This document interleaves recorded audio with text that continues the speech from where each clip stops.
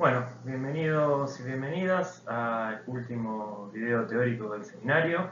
Este es el episodio 9 y hoy vamos a hablar sobre la arqueología asimétrica en la primera parte del video y sobre el giro ontológico en arqueología en la segunda parte. La idea de este video fue no repetir lo que dicen los autores, porque bueno, los tienen para leerlos, sino que simplemente hacer un pequeño punteo de los principales elementos de la arqueología asimétrica, bueno, como estos algunos son o no retomados posteriormente en lo que es el giro ontológico. Así que bueno, vamos a arrancar entonces por la arqueología asimétrica. Bien, la arqueología asimétrica es una corriente teórica dentro de la arqueología que va a surgir más o menos en los años 2000, entre el 2000 y 2010, y fundamentalmente va a ser una crítica a lo que era uno de los paradigmas imperantes en la arqueología, sobre todo europea de ese momento, que es la arqueología interpretativa postprocesual. Yo puse esta idea de postprocesual entre comillas porque, bueno, es medio una bolsa de gatos hablar de arqueología postprocesual, o incluso no solamente una bolsa de gatos por la cantidad de corrientes teóricas que están inmersas dentro de este rubro, sino también porque, bueno, esta definición de postprocesual en realidad no nos dice nada de estas arqueologías, sino que simplemente vienen después de la arqueología procesual. Así que bueno, simplemente es una etiqueta en la cual yo no me siento muy cómodo y no me parece muy feliz, pero bueno, es la que nos proponen los autores.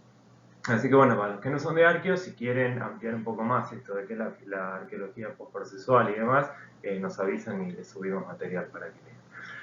Entonces, bueno, siempre es importante situar en el espacio y en el tiempo las diferentes corrientes teóricas. O sea, esta corriente teórica de la arqueología asimétrica, bueno, como les decía, surge a principios de los años 2000, surge como una crítica a la teoría arqueológica postprocesual y en sus inicios básicamente va a estar localizada geográficamente en dos grandes centros académicos. Uno el que vemos en el fondo de la diapositiva, que es la Universidad de Tromsø en Noruega, con Bjørnar Olsen, uno de los grandes defensores y propulsores de esta corriente teórica, y después con varios otros investigadores británicos, fundamentalmente en lo que es la Universidad de Stanford, ¿sí? Como Youngs, Webmore, Tilley, etcétera, etcétera, etcétera. Todos estos, mejor dicho, la mayoría de estos arqueólogos que iniciaron en alguna medida esta corriente teórica vienen de las filas justamente de la arqueología postprocesual que ellos critican. De hecho, la mayoría de ellos fueron alumnos directos de Ian Hodder, que es el arqueólogo, digamos, un poco el creador de esta corriente teórica en arqueología. Así que bueno, por más que renieguen, vamos a ver que muchos de ellos siguen manteniendo ciertos elementos que son bien típicos de estas teorías interpretativas. De hecho, en el trabajo del 2007 de González Rival, que tienen digamos, pequeñas notas de presentación de todos los arqueólogos que hablan sobre esta nueva corriente, les recomiendo que lean el trabajo justamente de Youngs, donde bueno, van a ver que muchas de las cosas que Youngs propone en realidad son cosas que ya se han propuesto dentro de la arqueología postprocesual. Entonces bueno, hay como estas posturas, digamos que algunas son más radicales que otras. Las posturas de Olsen son en general bastante más radicales que las de sus colegas británicos, aunque bueno, con que si esto es realmente algo nuevo, algo diferente, o en qué medida se va a diferenciar de lo que era la arqueología postprocesual anterior a ello. Pero bueno, ahora vamos a ver un poco cuáles son justamente estas críticas que le hacen. Y, digamos, un poco la premisa que hace surgir esta corriente teórica es un poco esto que les pongo acá, es reconocer que hay cambios fundamentales en el carácter epistemológico y ontológico del pensamiento arqueológico. Así vamos a ver que, en última instancia, la arqueología asimétrica lo que propone también es una revisión de la ontología de la arqueología. Entonces, bueno, en ese sentido, digamos, no solamente está conectada con el tema de este seminario, sino que también funciona un poco como condición de posibilidad del giro ontológico que vamos a discutir hacia el final del video. Bien, entonces nuestro recorrido por la arqueología asimétrica va a tomar cuatro paradas. La primera de ellas vamos a ver un poco cuáles son entonces estas críticas que le hacen a la arqueología postprocesual. Después vamos a ver cuáles son las fuentes teóricas de las cuales abrevan estos autores de la arqueología asimétrica, cuáles son las propuestas que ellos tienen un poco para cubrir las críticas que le hacen a la manera anterior de hacer arqueología, y finalmente cuáles son las críticas que se le pueden hacer a estas corrientes. Dentro de lo que es la postura crítica, les recomiendo que también lean al final del trabajo de este 2007, que hay unos comentarios, sobre todo de un arqueólogo marxista español, que me parece que es muy claro, y tiene el texto de Van Dyck, que me parece que es clave y, bueno, justamente un poco va a la médula, que es uno de los temas que vamos a charlar también en la parte de las críticas. Entonces, ¿cuáles son las críticas que la arqueología simétrica le hace al postprocesualismo? Bueno, para poner un poco en contexto la situación, a fines de los años 70, a principios de los años 80, se da un cambio bastante importante en lo que es la teoría arqueológica, donde digamos, el ambiente teórico viene dominado por posturas completamente positivistas y adaptacionistas, que básicamente entienden que la cultura material es una adaptación, digamos, del ser humano al medio ambiente. Son posturas neoevolucionistas, y sobre todo es esto, hay una determinación con respecto al ambiente natural que, digamos, niega en cierta medida o no reconoce como complemento, como parte de la explicación arqueológica, el rol del sujeto. Porque, bueno, lo que la arqueología estudia son procesos adaptativos a largo plazo, donde, digamos, el individuo no tiene ningún tipo de lugar en las explicaciones causales. Por otro lado, y dentro también de este marco fuertemente positivista, el cual domina la arqueología, hay toda una idea con respecto a lo que es el tiempo, la temporalidad de la arqueología bastante compartimentalizada, ¿sí? Yo creo que en la clase pasada, en el encuentro sincrónico pasado, hablamos algo del contexto arqueológico, los textos sistémicos de Schiffer, ¿sí? O la idea de registro arqueológico de Louis Binford, ¿sí? Dos de los arqueólogos más importantes dentro de esta corriente procesual. Entonces, bueno, básicamente tanto la idea de registro arqueológico como de diferentes tipos de contextos, tanto para Schiffer como para Binford, tienen que ver con que, bueno, con que los arqueólogos lo que estamos estudiando en realidad son los restos materiales de sistemas culturales del pasado, a los cuales nosotros, a través de una serie de inferencias, analogías y sobre todo trabajo con sociedades etnográficas actuales, tenemos que dotar del dinamismo. Entonces hay una idea muy clara sobre que el pasado, digamos lo que estudia la arqueología, es algo ontológicamente diferente a lo que es el presente en el cual se sitúa el arqueólogo. O sea, todo esto que nosotros venimos mencionando sobre el tema de la geopolítica, la responsabilidad social de la explicación arqueológica, bueno, todas estas preguntas no tienen sentido para la corriente procesual de arqueología, porque bueno, digamos, lo que uno crea a través de estas divisiones entre el presente y el pasado son explicaciones objetivas del pasado. Y como estamos apelando a leyes universales como el tema de la adaptación y bueno, el tema de la obtención, por ejemplo, de mayor o menor cantidad de calorías, acá no hay ningún posicionamiento, ningún rol tampoco del investigador en el proceso científico. Entonces, bueno, fíjense que estamos hablando de fines de los años 70, principios de los años 80, o sea, lamentablemente la arqueología como ciencia siempre está un poco atrasada con todas las cuestiones teóricas que en otras ciencias ya fueron cuestionadas.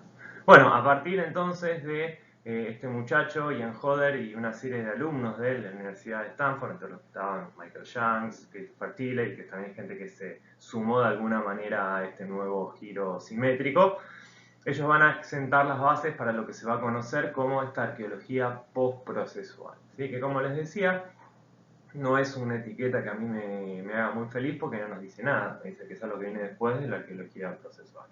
Otras maneras de llamar a la arqueología postprocesual es arqueología interpretativa o, si no, también arqueología hermenéutica. Y estos me parece que son un poco, unas formas un poco más felices de llamar a esta corriente teórica, porque bueno, uno de los grandes cambios y diferencias con respecto a la arqueología procesual es que la arqueología interpretativa o hermenéutica va a proponer que los arqueólogos y las arqueólogas lo que hacemos es interpretar el pasado, no lo explicamos. Entonces ya hablar de la interpretación está presuponiendo un sujeto fuerte que está interpretando ese pasado. Entonces las interpretaciones ya nunca van a ser objetivas, nunca van a ser cientificistas, positivistas, porque obviamente cada pasado va a depender de cuál es el sujeto que lo está interpretando. Eso por un lado, o sea, por un lado se cuestiona el tema del rol justamente de los arqueólogos y las arqueólogas dentro de la construcción del proceso de conocimiento. Bueno, Yangs y Tilley tienen un libro muy lindo, que es del año 87, que se llama Social Theory and Archaeology, donde, bueno, ellos realmente sientan las bases de lo que tiene que ser una arqueóloga crítica, una arqueología, perdón, socialmente crítica, situada. Ellos proponen que en realidad el pasado es una construcción que se realiza desde el presente, con consecuencias políticas concretas en el presente. Así que bueno, realmente se logra una efervescencia muy interesante dentro de la teoría arqueológica y donde, digamos, se empiezan a cuestionar cuál es el rol nuestro dentro del mundo globalizado y cómo en realidad a través de los pasados que construimos estamos realizando o efectuando diferentes presentes.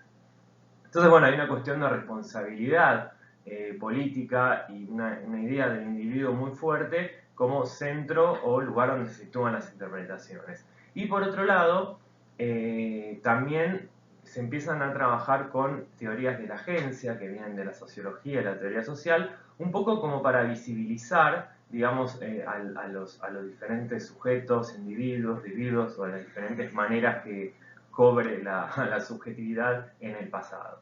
Entonces, bueno, digamos, hay todo como una revalorización, perdón, del sujeto, tanto del sujeto que construye el conocimiento arqueológico como del sujeto que construye o que es parte de ese pasado interpretado por los arqueólogos y las arqueólogas, que la arqueología positivista había dejado de lado. Entonces, digamos, si bien en principio tenemos todos estos primeros balbuceos de la teoría interpretativa, donde, bueno, se va a igualar a la teoría arqueológica, o mejor dicho, a la cultura material, que es lo que estudiamos los arqueólogos y las arqueólogas, a un texto. Entonces, de la misma manera que un texto se interpreta, la cultura material también tiene que ser interpretada. Bueno, después va a haber críticas a esta analogía textual, donde, bueno, se van a empezar a buscar algunas alternativas a la idea de la cultura material como texto, rescatando ciertas características propias de la materialidad como soporte o como registro, que van a ser diferentes a lo que puede ser un texto escrito. Entonces, bueno, esto da ya para fines de los 90, principios de los 2000, abre la puerta a todo lo que se conoce con el nombre de estudios de la cultura material o de la materialidad, donde, digamos, a esta idea interpretativa se van a sumar una serie de intereses en tratar de entender cómo lo material funciona de manera distinta a lo escrito, por un lado, y por otro lado, lo que se van a empezar a trabajar de manera mucho más intensa es el tema de cómo entender esta cultura material como signo. Entonces se trabaja con la semiótica de Peirce, bueno, una serie de herramientas teóricos metodológicas.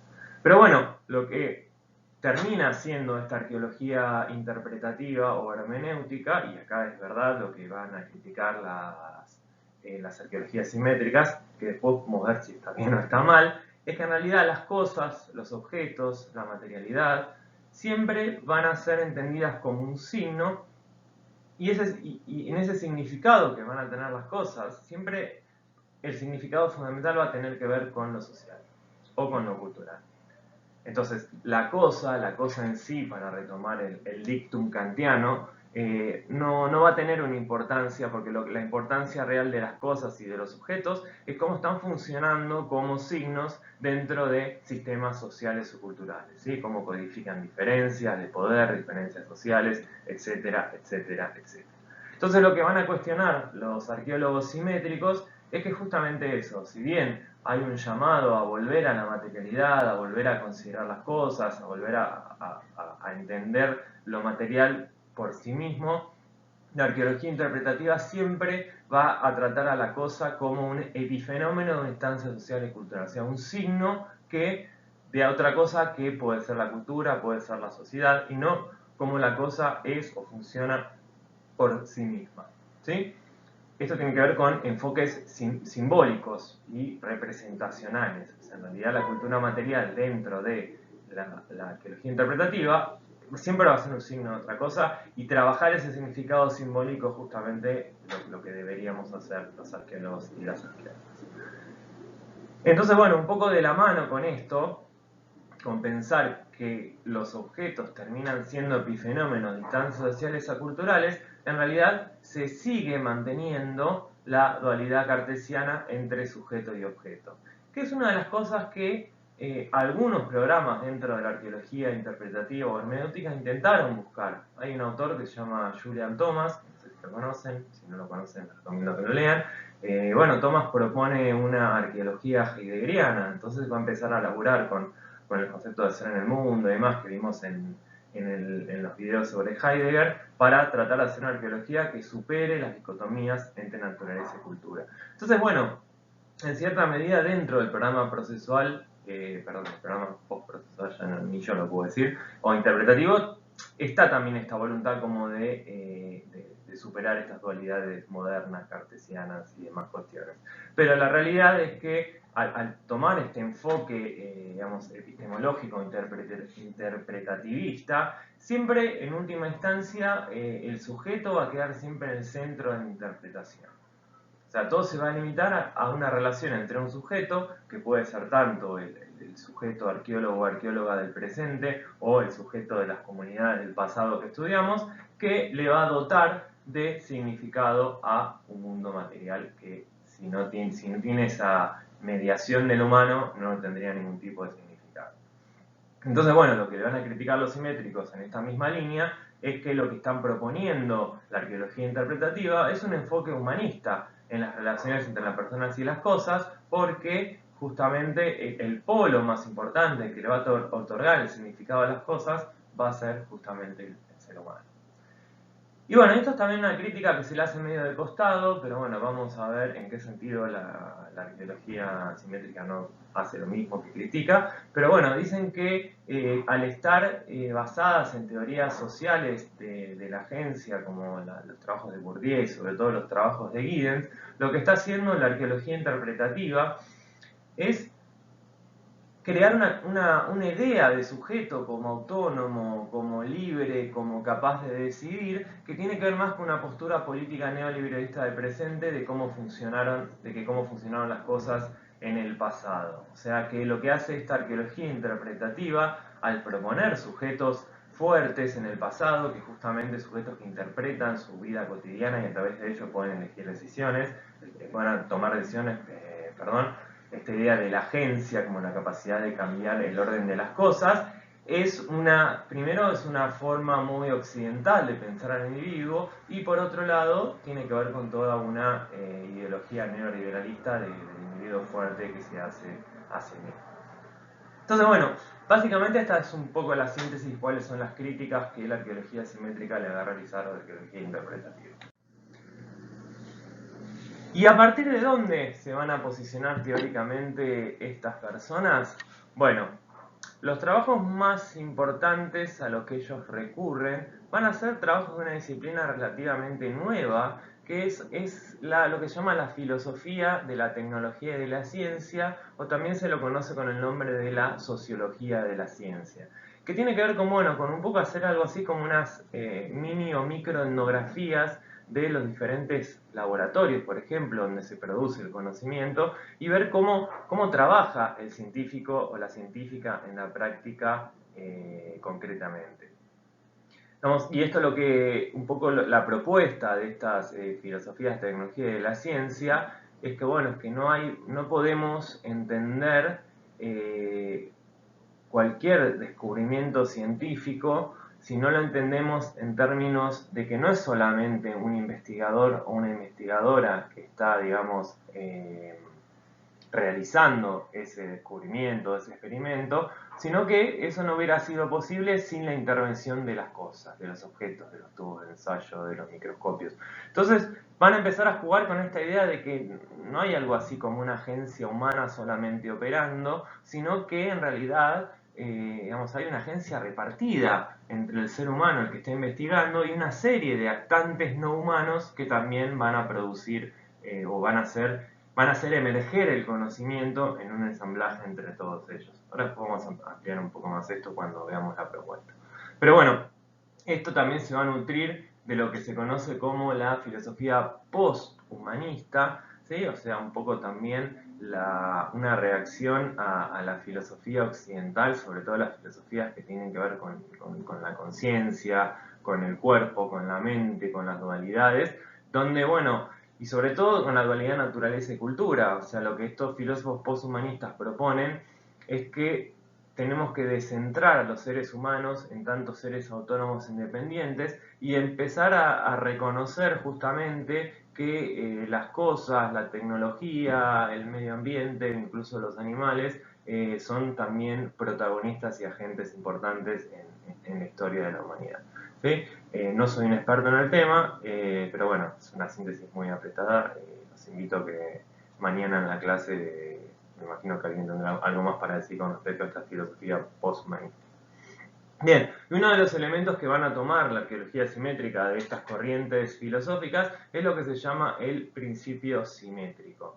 El principio simétrico postula que los humanos y las cosas se construyen simultáneamente.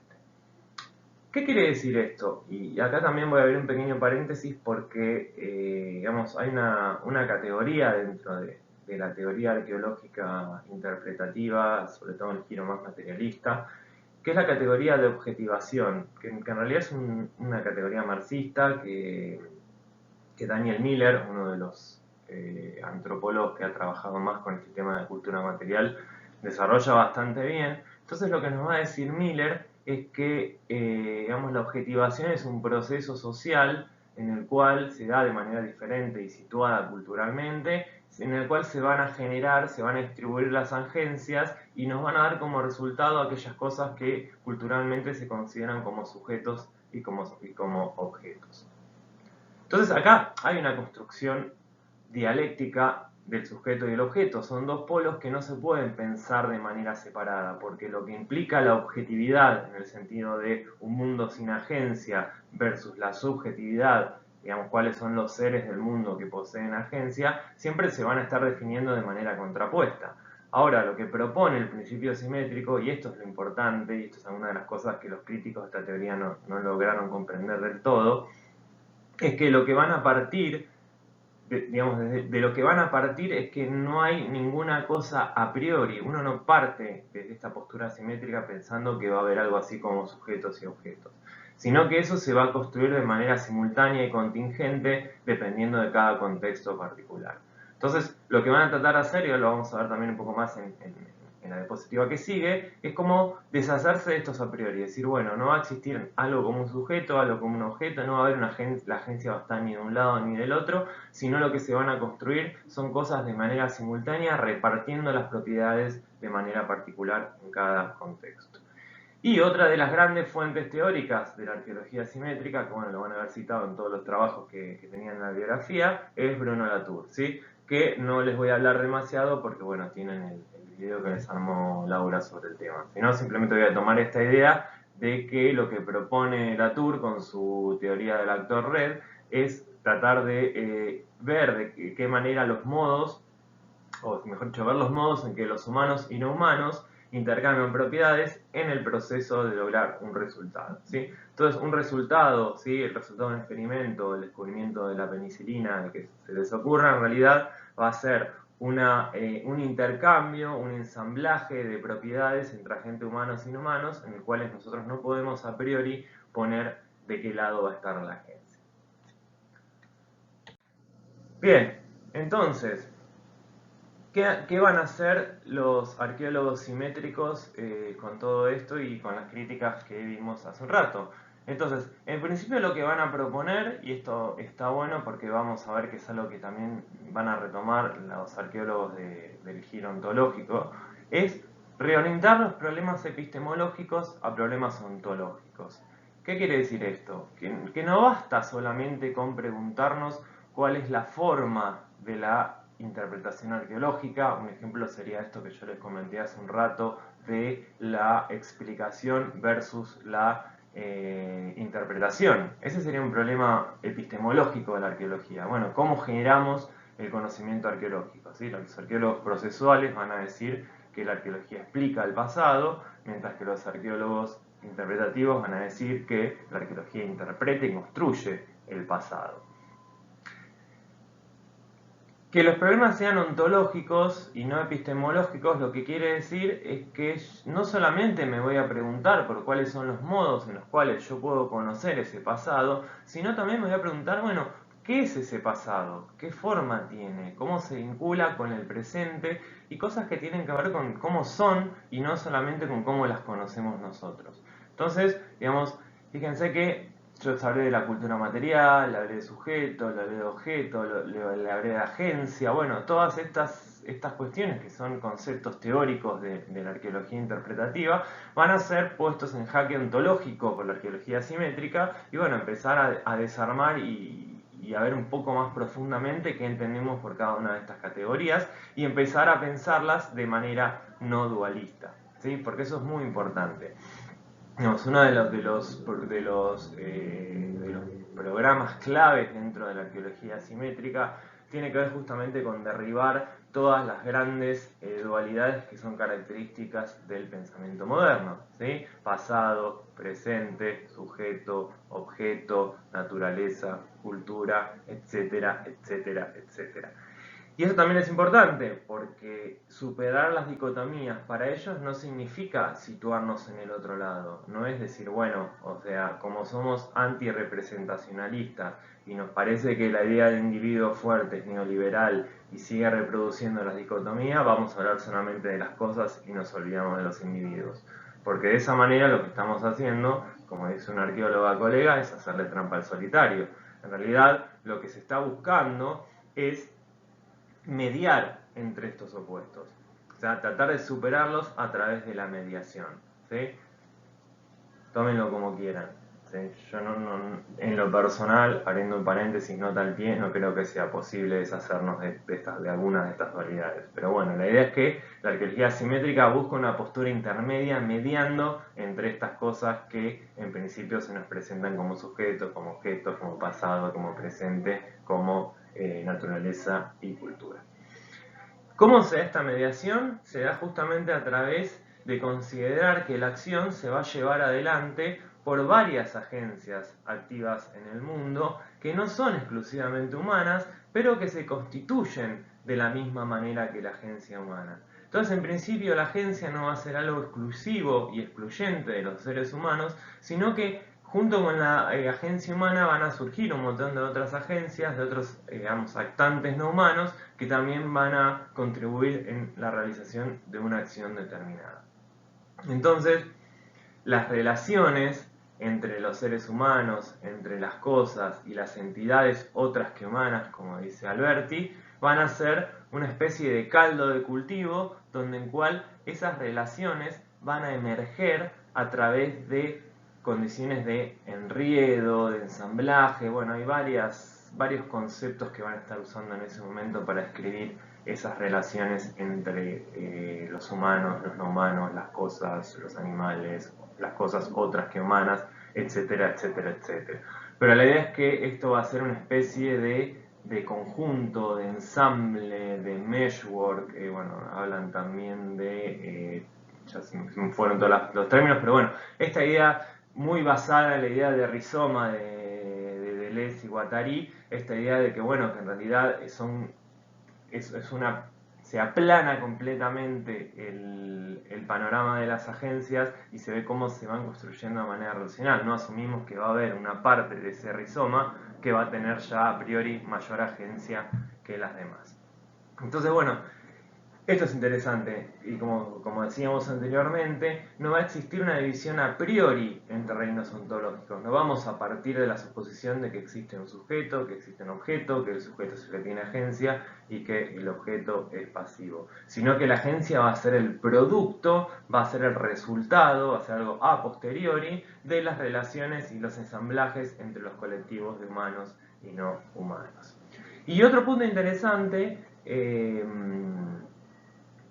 que intentan rescatar estas corrientes simétricas, un poco volviendo a poner en relieve lo que sería la cosa en sí o la cosidad de la cosa o la cosa sin sus atributos simbólicos, es pensar que las cosas en realidad los materiales van a tener ciertas propiedades, características, ¿sí? Que tienen que ver un poco con las condiciones sensibles y hasta le diría condiciones técnicas de los materiales. Por ejemplo, la arcilla, cuando yo levanto una vasija, va a tener ciertas propiedades materiales que van a permitir, digamos, que yo pueda hacer un tipo de vasija en otro, dependiendo de la pureza, de los antiplásticos.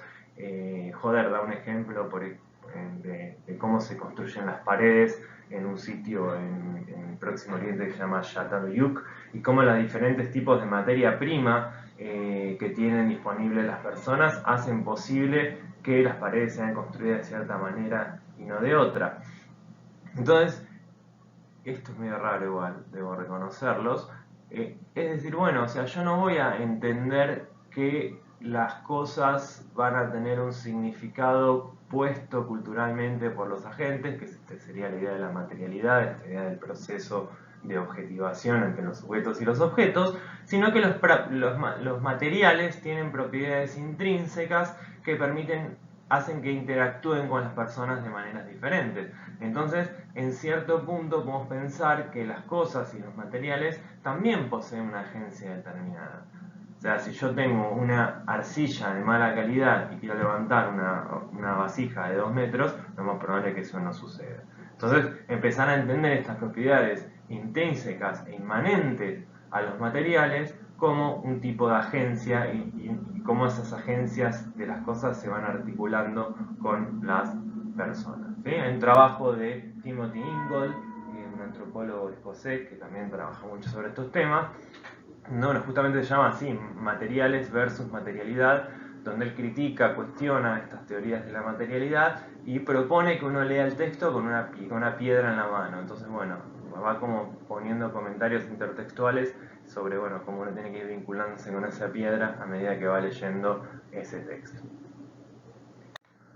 Bien, ¿y cuáles serían las críticas entonces a estos enfoques? Bueno, yo no sé si se habrán dado cuenta, pero me voy a sincerar y realmente no soy muy partidario de este enfoque. Traté de ser lo más objetivo posible, pero sabemos que la objetividad no existe. Así que bueno, yo simplemente traté de transmitirles un poco qué decían los autores, y bueno, estas críticas son críticas que salen también de alguna historiografía y también salen de pensar un poco cuáles son las consecuencias de esta teoría. Porque bueno, como estamos en este momento posmoderno de posverdades y post todo lo que se les ocurra, digamos, es muy difícil poder evaluar la pertinencia de una teoría. Digamos, si nosotros no somos gente que maneja una teoría de la verdad como adecuación, que bueno, creo que es algo que ya no ocurriría en casi ningún lado en el mundo científico. Si nosotros seguimos el palo nietzscheano y decimos que no existen hechos, solo interpretaciones, entonces es bastante difícil, y bueno, esto es una crítica bastante importante a todas las teorías postestructuralistas. Bueno, entonces, digamos, qué nos permite a nosotros, o qué nos permite posicionarnos a nosotros dentro de determinada teoría y no de otra? O sea, si en realidad son teorías que son coherentes, son teorías que son consistentes, que dan cuenta de algún modo de los datos que tenemos, ¿cómo podemos decir que una teoría es más adecuada que otra? Si no hay criterios de confirmación, digamos, dentro de la misma teoría con los datos. Bueno, una idea, una solución posible a este problema que tenemos es salir de la esfera de lo meramente científico, de la comparación científica, y empezar a ver cuáles son las consecuencias políticas y sociales de las teorías que nosotros proponemos o de las teorías que criticamos. Entonces, bueno, muchas veces, por lo menos esto es una consideración mía personal, ¿no? Cuando uno está entre dos interpretaciones posibles o entre dos teorías posibles, por ahí la que uno debería elegir, también como una especie de posicionamiento ético, sería la que tenga consecuencias políticas más deseadas. Entonces, bueno, me parece que justamente para salir un poco de la trampa postestructuralista y de la posverdad, está bueno empezar a pensar, y bueno, también como una instancia crítica en nuestra práctica científica, bueno, cuáles son las consecuencias políticas reales y prácticas de los enunciados que nosotros construimos sobre el pasado, ¿no? Teniendo en cuenta, obviamente, todo este background de necrología interpretativa, donde, digamos, el pasado por sí mismo no existe, sino que es siempre una construcción ideológica del presente. Ahí en esto los bancamos a Yang City. Pero bueno, vamos a ver entonces algunas críticas que le podemos hacer a estos enfoques de arqueología simétrica. Entonces, yo no me quise poner muy denso con este tema, sino que simplemente se los voy a mencionar, pero bueno, vuelvan a los textos para rastrearlo un poco más y bueno, háganse sus propias opiniones. Pero bueno, en todo momento se está proponiendo una arqueología no representacional, una arqueología donde no haya interpretación por parte de los sujetos, donde las cosas hablen por sí mismas. Por Kant con su ladrillo es un ejemplo de que bueno, la cosa en sí está acá, existe. Pero bueno, a mí la pregunta que me surge es, ¿existe una arqueología no representacional? O sea, cuando nosotros estamos escribiendo sobre, hablando sobre, armando un video, armando un PowerPoint, o sea, cualquier instancia de presentación o de difusión de resultados que nos obligan en cierta medida el campo académico, ¿podemos hacerla sin recurrir a algo que represente? O sea, ¿podemos hablar de las cosas sin hablar de las cosas? Porque ya hablar de las cosas implica meterlas en un universo de significado que es el lenguaje. Fíjense que justamente el texto este de Ingold que yo les comentaba, que se lo subimos a la bibliografía para compartir, porque estaría bueno que hagan la experiencia Ingold con la piedra, pero bueno, Ingold tiene que darte instrucciones en el texto de qué tenés que hacer con la piedra. Entonces, ¿es posible volver a las cosas mismas, estas cosas que han sido abandonadas por las ciencias sociales y todo el discursete? Y bueno, lo que decimos es que digamos, no se puede plantear una arqueología no representacional porque sería una contradicción performativa. O sea, yo puedo armar un manifiesto en defensa de las cosas, que de hecho uno de los libros de Olsen se llama de esta manera, pero para hacerlo sí o sí tengo que recurrir al lenguaje y a la teoría de la representación que la arqueología simétrica no le gusta. Así que bueno, es medio contradictorio en ese sentido, o sea, pueden decirlo, pero cuando quieren hacerlo no hay manera de escapar a eso. Y esto es una crítica interesante que hace justamente este arqueólogo marxista que les comentaba en el trabajo de 2007, el de Complutum, que está bueno porque es como una de las primeras publicaciones en español sobre bueno, esta arqueología simétrica que recién se estaba armando. Entonces es bueno ver cómo se sentaron las bases y bueno, leer cosas por ahí un poco más nuevas y ver cómo fue cambiando, ¿no? la manera de entender las cosas de esta gente. Pero bueno, lo que va a decir este arqueólogo marxista es, bueno, con el buen tino que caracteriza a muchos marxistas, es que en realidad todas estas dicotomías y dualidades que la arqueología simétrica quiere superar son muy poco problemáticas a nivel de las sociedades. O sea, no, a mí, digamos, no hay una... El foco no está puesto en dualidades que sean significativas socialmente. No son dualidades que interesen o que puedan llegar a mejorar la vida de las personas en el caso de que puedan ser resueltas. Y eso un poco va de la mano con la segunda crítica, que es una crítica que me parece mucho más fuerte, que tiene que ver con, bueno, está bien, si nosotros entendemos que digamos, no existen algo así como sujetos y objetos, que las cosas no significan, sino que tienen propiedades intrínsecas, que la agencia se construye a partir de colectivos, ensambles entre humanos y no humanos, entonces ¿dónde queda la sociedad y las relaciones de poder? ¿Dónde entrarían dentro de este marco explicativo? ¿Sí? Latour dice, por ejemplo, esto lo tomo del texto de Van Dyck, cuando Latour le pregunta por las relaciones de poder, y un poco siendo coherente con su marco, Latour dice que bueno, que en realidad uno no puede asumir a priori tampoco que existan ciertos elementos dentro de su red que tengan más poder que otros, que el poder es una cualidad también emergente de estas relaciones y de estos ensambles.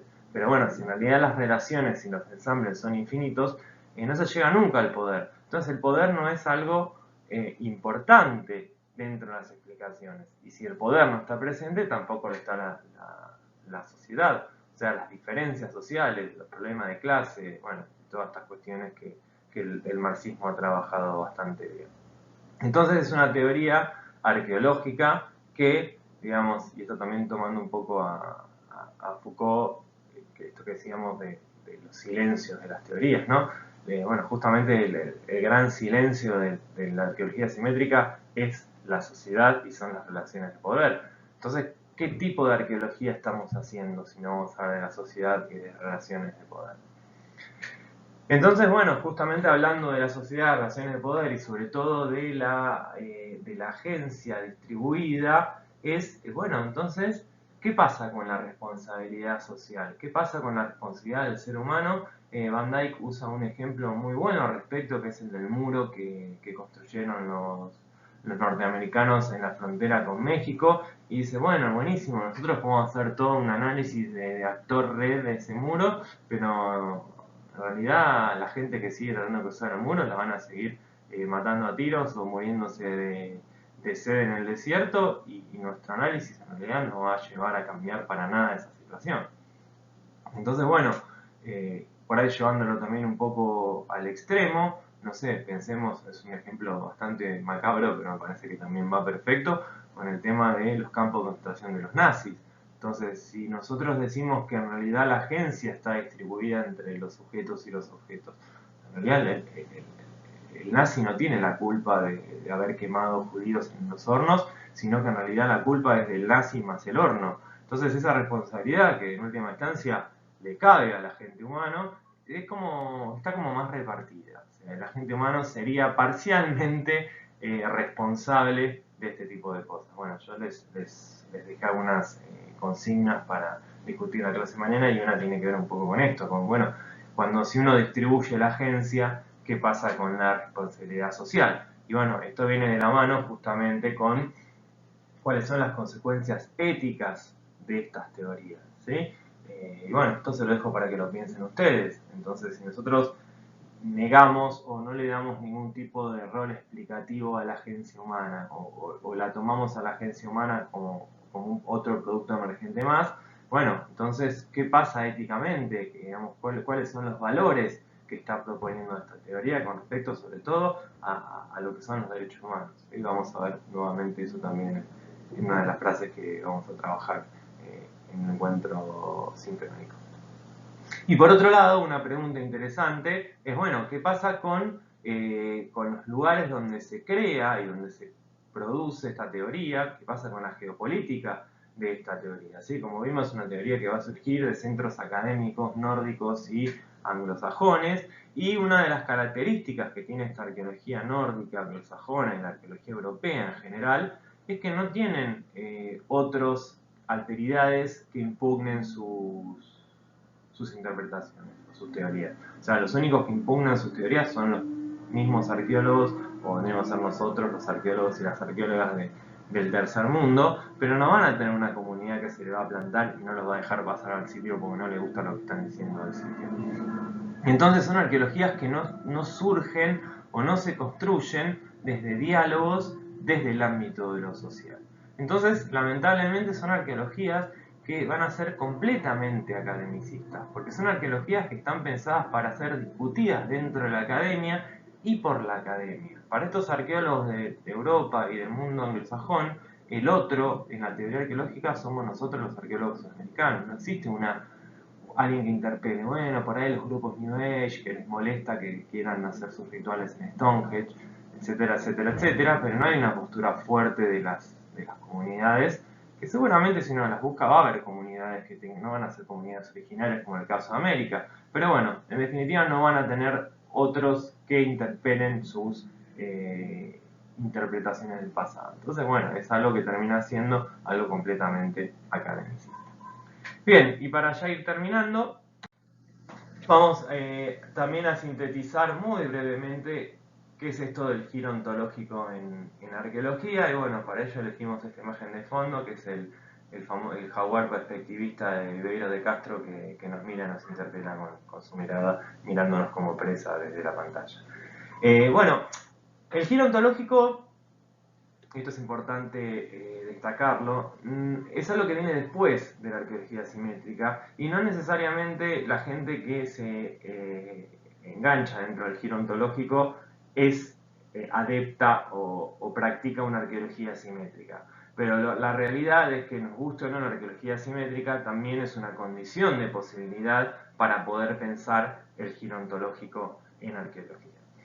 Entonces vamos a seguir un poco a Alberti en su presentación, que bueno, me parece que hace una síntesis bastante buena de lo que implica el giro ontológico. Les recomiendo que lean el texto de Alberti, porque bueno, yo no me voy a meter en detalle, pero bueno, hay ciertas cuestiones que están buenas que por ahí las puedan volver a retomar.